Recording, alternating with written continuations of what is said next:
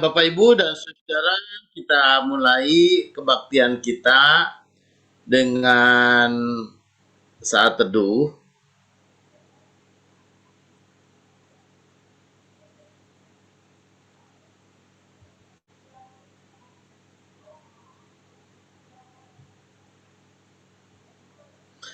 Kita awali dengan nyanyian Hai Mari Sembah dari Kidung Jemaat nomor 4.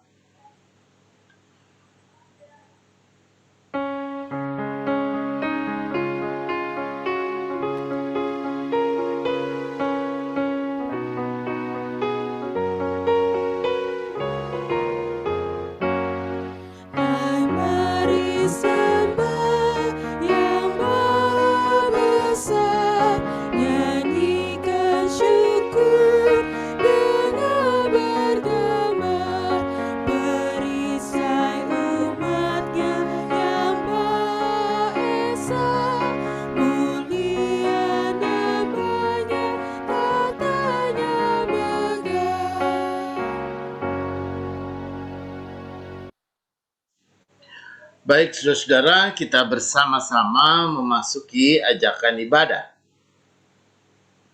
Pujilah Allah, hai umatnya yang kudus, karena ia begitu baik dan setia. Seperti telah terbukti nyata di dalam perjalanan hidup kita. Jangan sekali-kali kita menyembunyikan namanya dalam bibir dan hati kita. Tapi siarkan kebaikan dan keselamatan yang diturunkan dan yang telah dilayangkan kepada dunia. Supaya masyurlah Allah segala bangsa-bangsa melihat kemuliaannya sekarang dan kelak selamanya. Amin. Kita kembali menyanyikan lagu Aku Mengasihi Engkau Yesus.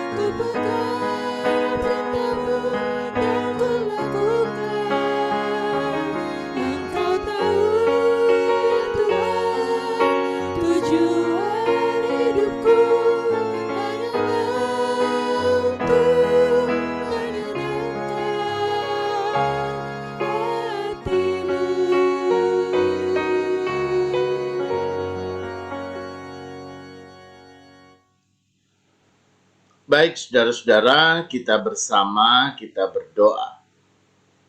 Bapa di dalam sorga, kembali kami hadir di hadapan hadirat-Mu. Kiranya Tuhan berkenan untuk menyapa kami melalui firman-Mu. Biarlah firman-Mu itu yang menuntun kami, dan juga firman-Mu itu yang menjadi sumber kekuatan dan pengharapan kami, sehingga kami dengan sungguh-sungguh kami beroleh kekuatan dari Tuhan untuk menatap masa depan kami. Tuhan yang menjadi penyerta bagi kami.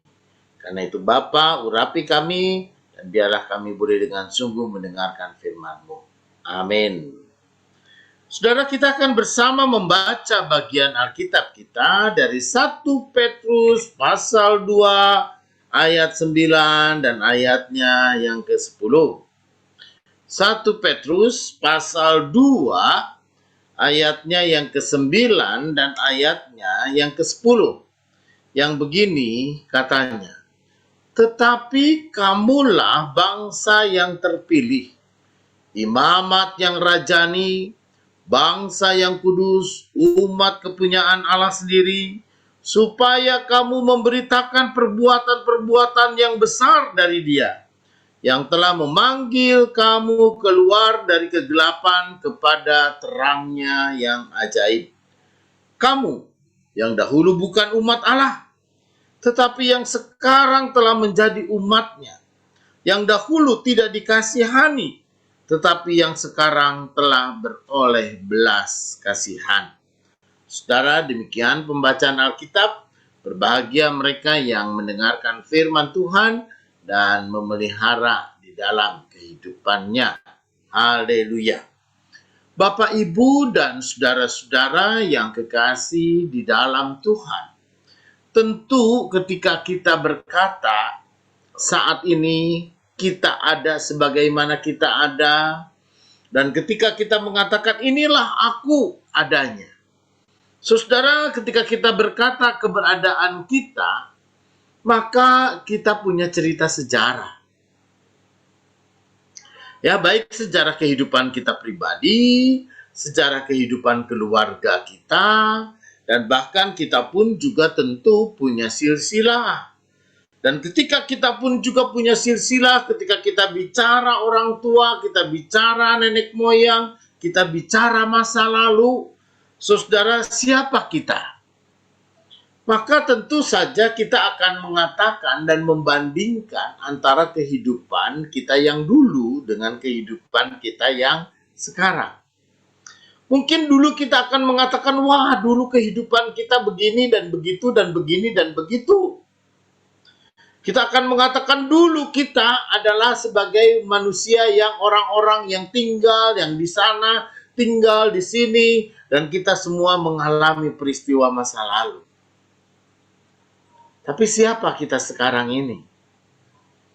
Karena itu saudara yang kekasih di dalam Tuhan, dalam bagian Alkitab yang kita baca pada saat ini, Rasul Petrus mengingatkan kepada umat, ya kepada orang-orang yang percaya pada Tuhan tentu saja.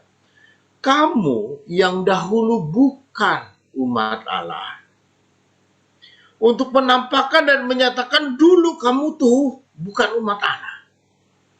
Kamu dulu tidak pernah mengenal Allah. Kamu dulu itu tidak pernah paham tentang Tuhan. Jadi saudara yang kekasih di dalam Tuhan, Rasul Petrus mau mengingatkan kita tentang realitas kita sebagai umat Allah. Kamu yang dahulu bukan umat Allah, tetapi sekarang telah menjadi umat-Nya. Lah kalau gitu, apa bedanya? Kalau dahulu kita bukan umat Allah dan sekarang kita sudah menjadi umat-Nya. Apa bedanya? Oh tentu beda. Ya tentu beda.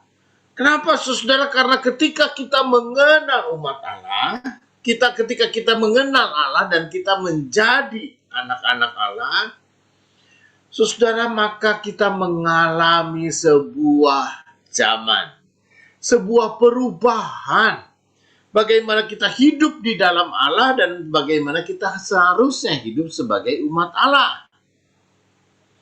Dulu kita memang bukan umat Allah. Kita mengenali siapa kehidupan kita. Dan ketika kita menjadi umat Allah, maka apa yang seharusnya kita lakukan sebagai umat Allah. Karena itu saudara yang kekasih di dalam Tuhan, ya di dalam sejarah kehidupan keagamaan, gitu kita mengenal di zaman dulu, ya kalau di dalam sejarah Islam itu ada zaman jahiliyah. Zaman jahiliyah ketika belum orang mengenal tentang kehidupan dan peradaban agama Islam. Bagaimana dengan kehidupan kekristenan? Kehidupan kekristenan pun juga itu dia mengenal pembatasan perjanjian lama dan perjanjian baru. Orang hidup di dalam perjanjian lama dan orang hidup di dalam perjanjian baru. Kita yang hidup dalam perjanjian baru. Tetapi sebelum kita dalam perjanjian lama, saudara, maka siapa Allah? Memang ada banyak orang dan juga banyak umat yang tidak mengenal Allah, Allah yang hidup, Maka ketika Musa berjumpa dengan Allah dengan belukar, semak belukar yang menyala-nyala, Musa bertanya, siapa mengenai namanya? Lalu kemudian dia mengatakan, Yahweh, Yahweh. Gitu, aku adalah aku. Nah, ketika itulah lalu kemudian orang menyebut gitu ya, Elohim, Allah, Yahweh, dan apapun juga. Tetapi saudara, bukan soal pengenalan Allahnya yang paling utama. Yang di dalam bagian surat Petrus itu, kamu yang dahulu bukan umat Allah, tetapi yang sekarang telah menjadi umatnya. Maka bukan hanya sekedar pengenalan kita tentang Tuhan, lalu kemudian menjadi orang yang bertuhan. Mengenal Allah, lalu orang yang percaya kepada Allah. Oleh karena itu, saudara yang kekasih, tetapi yang paling utama adalah yang dahulu kamu dikasihani.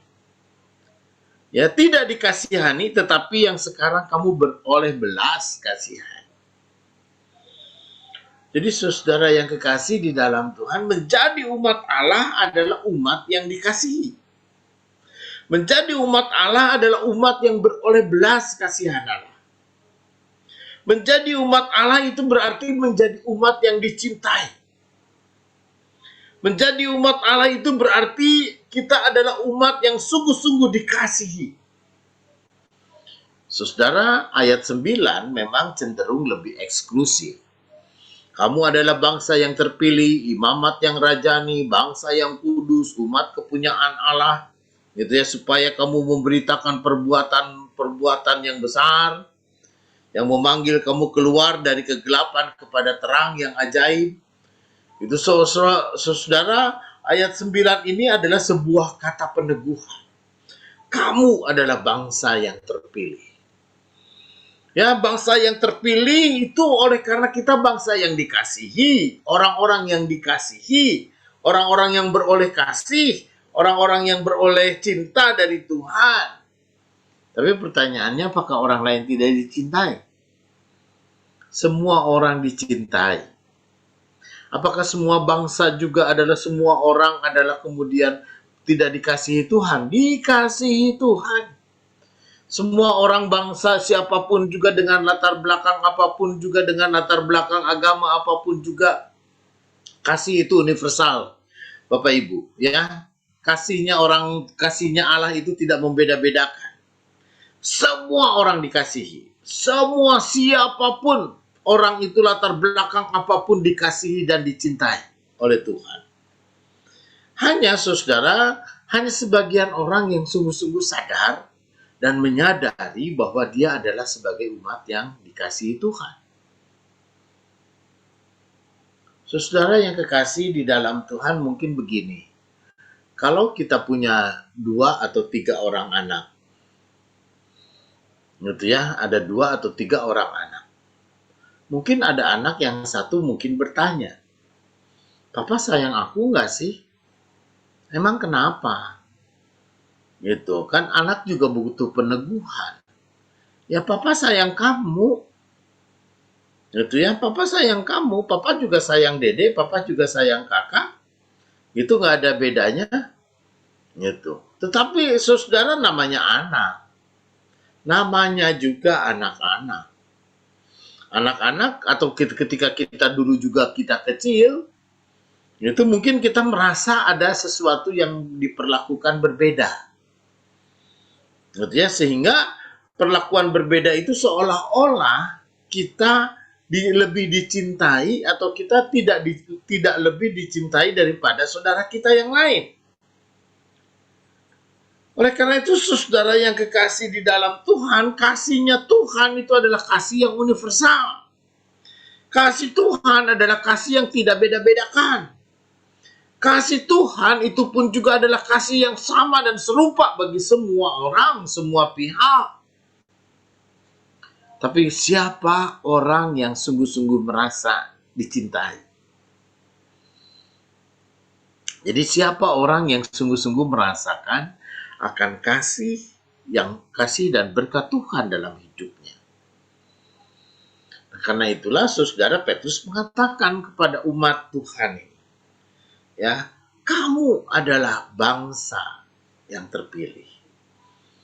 Ini bukan berarti eksklusif, tidak, tetapi kita menyadarkan bahwa kita adalah bangsa yang sedemikian rupa, sekelompok orang yang terpilih dan dipilih untuk sungguh-sungguh bisa merasakan kehadiran Tuhan, untuk sungguh-sungguh bisa merasakan kasih dan cinta Tuhan dengan lebih baik.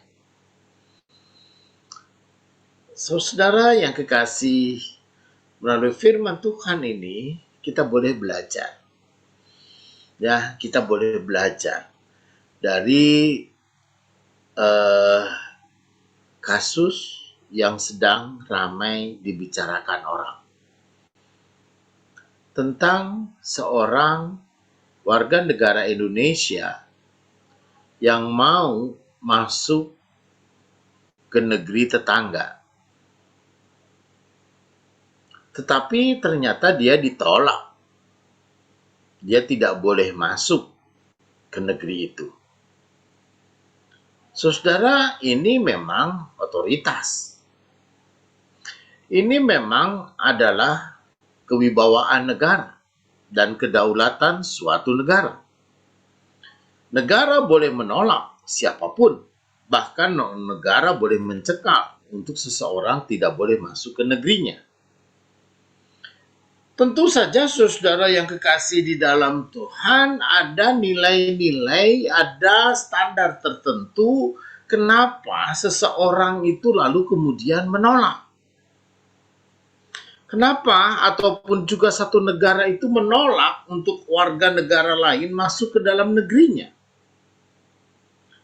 Oh, ketika orang melakukan banyak hal, atau mungkin kita akan mengatakan ini negara ini pilih kasih.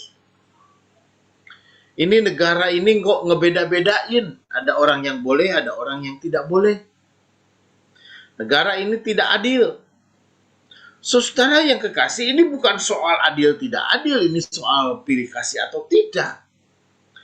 Tetapi sikap kita itulah yang menentukan. Perilaku kita inilah yang kemudian yang akan menentukan orang lain bersikap kepada kita.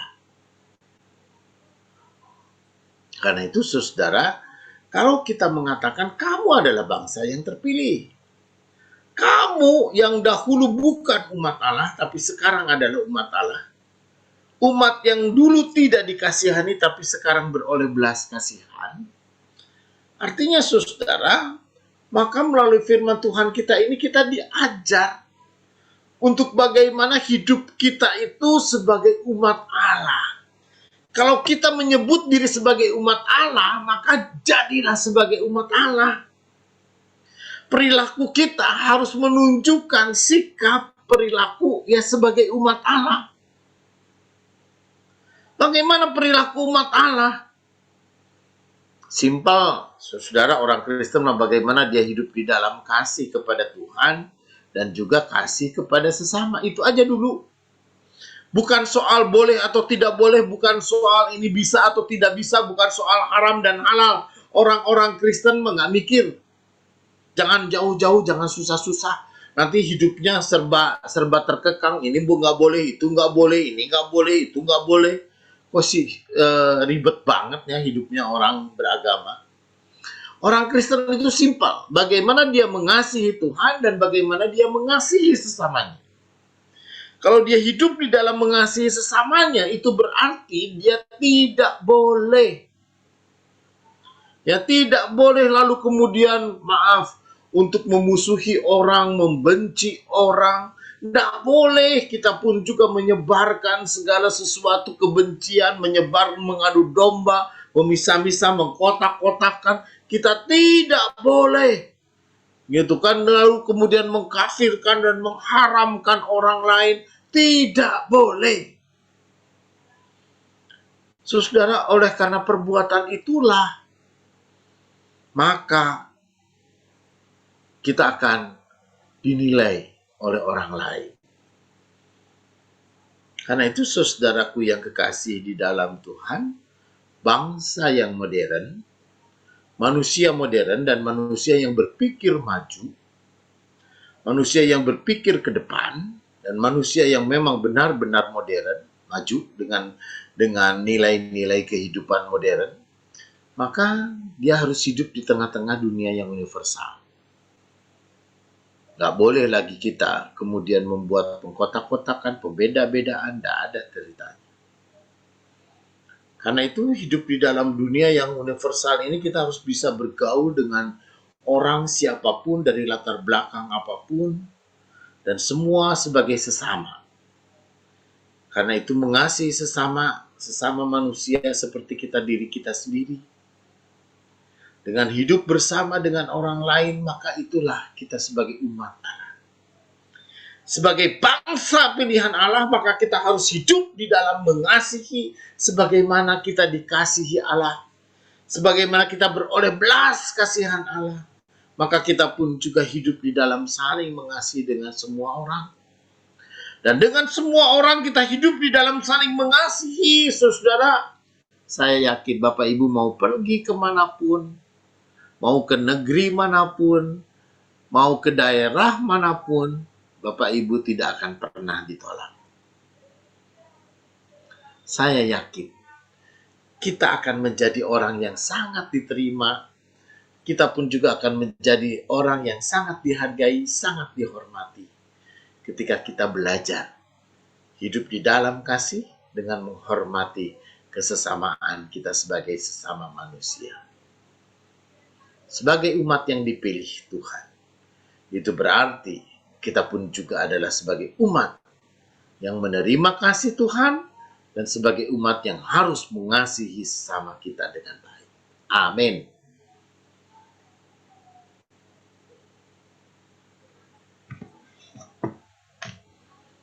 Silakan Bu, lanjutkan. Ya, Pak. Ya, suara Ibu sudah kedengaran. Silakan Bu. Ya, makasih. Tiba saatnya untuk persembahan. Hidupmu itu semua seperti uap yang sebentar saja kelihatan lalu lenyap. Demikian kata Yakobus dalam suratnya.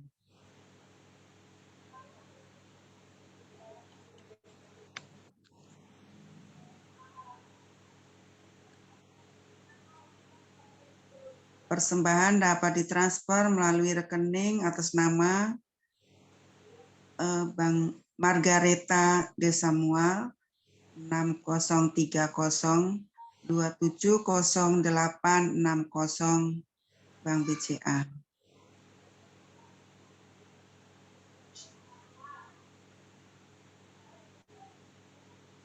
Mari kita memuji Tuhan. Di sini aku bawa persembahan.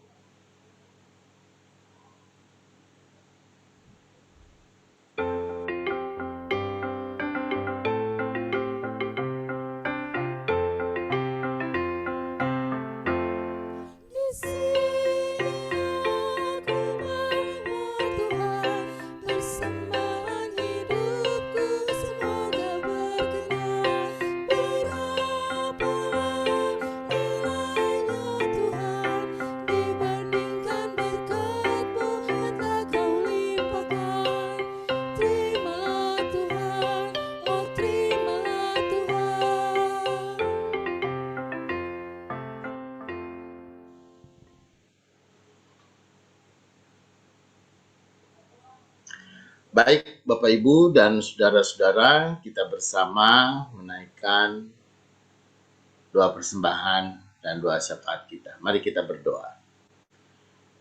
Tuhan, jadikanlah kami dengan sungguh sebagai umat pilihan Tuhan. Sebagai umat yang dipilih oleh Tuhan, kami boleh hidup di dalam sukacita dan damai dengan sesama. Kami menguatkan diri untuk saling mengasihi, saling menghormati, saling menghargai. Hidup di tengah-tengah dunia yang mudah sekali orang untuk menjadi marah, mudah sekali orang untuk terpancing, saling menyakiti dan berkelahi. Di tengah-tengah dunia kami di saat ini mudah sekali orang kemudian untuk tersulut emosi. Kiranya Tuhan yang menolong kami, agar kami mampu mengendalikan diri, agar kami pun juga mampu untuk mencari jalan damai, agar kami pun juga mampu untuk menjadi jalan yang terbaik, mencari jalan yang terbaik dari setiap persoalan-persoalan yang ada. Kami boleh berdamai, kami boleh saling mendukung, saling menyokong, hidup di dalam saling menjaga dan saling melindungi, agar kehidupan kami sebagai sesama manusia boleh dengan sungguh-sungguh terjaga. Karena dengan semuanya ini, kami sangat mungkin untuk hidup di dalam damai. Jauhkan kami dari permusuhan dan kebencian. Itulah yang memungkinkan kami, di mana kami ada, kami boleh diterima. Di mana kami ada, kami hadir, kami pun juga boleh mendapatkan sambutan positif. Dimanapun juga kami ada, semua orang akan beroleh sukacita. Karena itulah Tuhan Allah Bapa, biarlah pertolongan, kasih Tuhan boleh menjadi nyata. Agar apapun dan dimanapun dan siapapun kami boleh dengan sungguh-sungguh menjadi bangsa, menjadi orang-orang yang dipilih oleh Tuhan untuk menghadirkan cinta kasih dan belas kasihan di mana kami ada. Tuhan juga yang memimpin saudara-saudara kami yang tengah lemah tubuh, Bapak dan Ibu Subono, juga orang tua kami, Oma Sakedi, Ibu Leman, Tuhan juga sertai Ibu Res, Tuhan jugalah yang memberkati setiap kami di dalam segala hal dan juga di dalam segala sesuatu.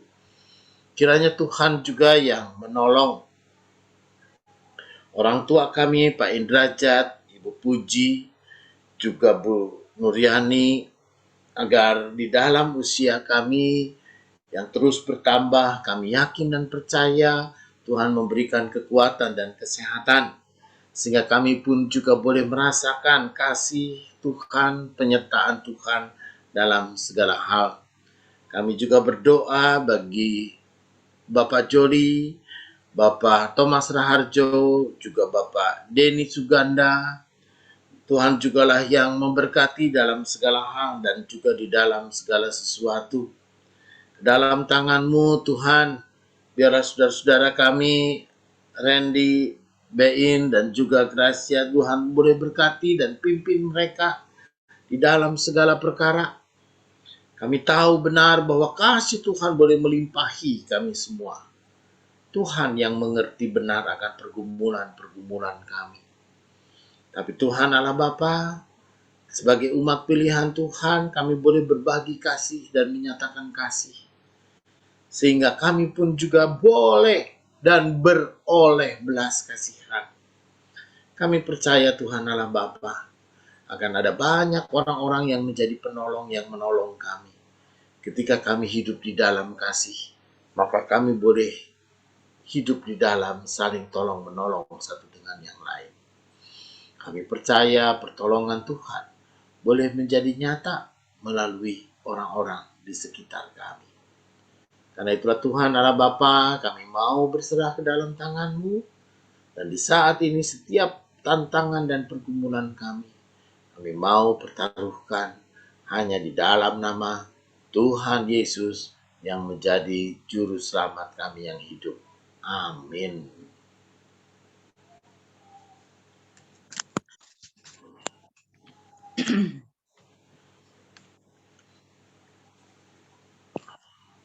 Sebagai nyanyian penutup, mari kita memuji Tuhan melalui Kidung Jemaat 249, Serikat Persaudaraan.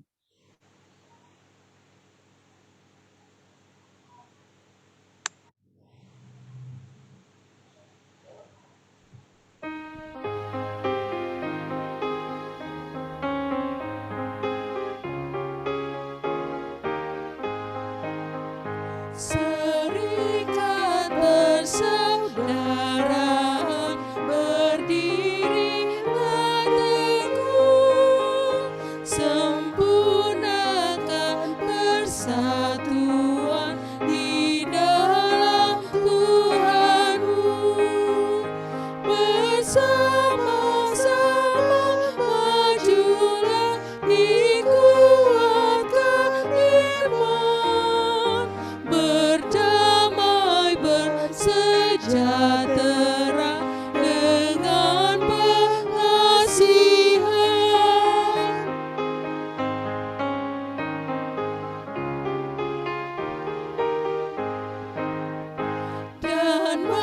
masing-masing kamu pun diberi anugerah,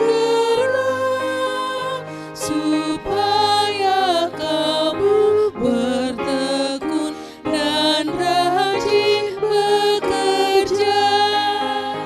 Hendaklah hatimu rendah, tahu Tuhan berpesan.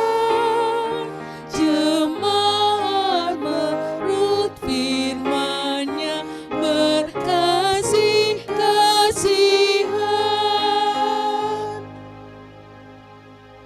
Baik Bapak Ibu dan saudara-saudara, saat kita menerima berkat Tuhan, kiranya kasih karunia Tuhan Yesus Kristus dan kasih Allah dan persekutuan Roh Kudus menyertai saudara dari sekarang ini sampai selama-lamanya. Amin. Amin. Bapa, terima kasih. Bapa, terima kasih. Bapa di dalam surga, Ku berterima kasih.